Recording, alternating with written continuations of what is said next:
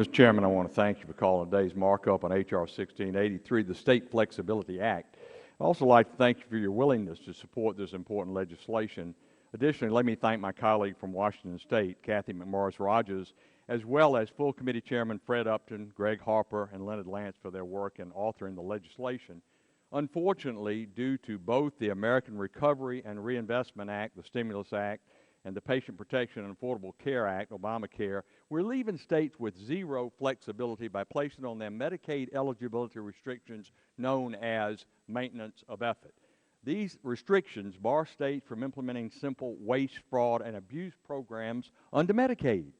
During this unprecedented budget crisis, governors are desperately asking the federal government to give back what was taken from them by the last Congress, Medicaid flexibility. In my state of Georgia, our governor and former colleague on this committee, Nathan Deal, sent me a letter yesterday supporting this legislation and reminded me of the constraints that my state of Georgia is currently facing. He wrote, and I quote, "With little flexibility, we're finding it almost impossible to protect patient access while ensuring the financial solvency of our program.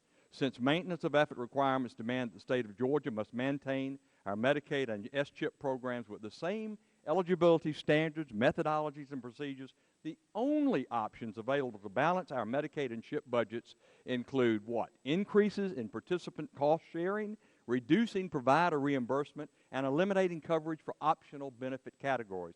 Mr. Chairman, Governor Deal's letter of support shows the critical need for this legislation to be enacted.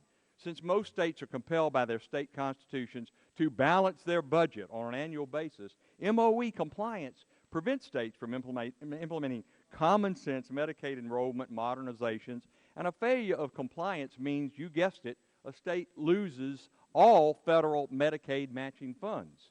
H.R. 1683 corrects this problem by repealing these onerous Medicaid maintenance of effort restrictions, and it restores the long-standing partnership between the federal government and our states. Additionally, the nonpartisan CBO office has scored this bill as reducing our deficit by $2.1 billion over the next 10 years.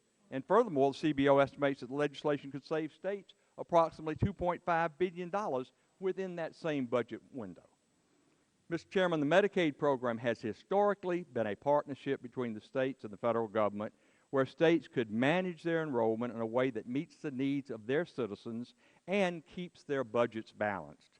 H.R. 1683 helps states continue to ensure this partnership by ending onerous maintenance of effort requirements. Therefore, I ask that my colleagues support our governors by supporting H.R. 1863.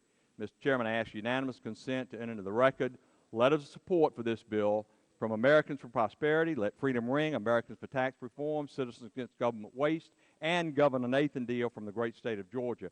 Furthermore, I'd like to submit 2 letters that contain the signatures of all 50 governors urging repeal of the maintenance of effort provisions currently burdening state Medicaid programs. And I ask for unanimous consent. Reserving the right to object. If you'll pass.